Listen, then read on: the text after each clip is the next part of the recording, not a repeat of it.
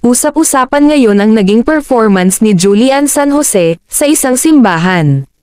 Sa halip kasi na holy songs, Dancing Queen ang inawit ni Asia's Limitless Star sa nasabing event, at tila raw nag-ala concert ang dating nito sa altar. Ayon sa mga netizens, tila hindi daw ito akma sa nasabing lugar, medyo off daw ito sa simbahan. Paliwanag naman ng ilan, ginawa ito dahil fiesta, at hindi rin naman daw kasalanan ni Julian.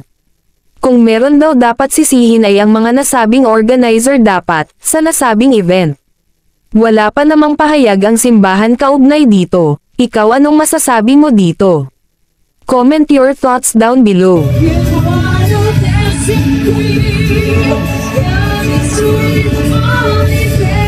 Sweet,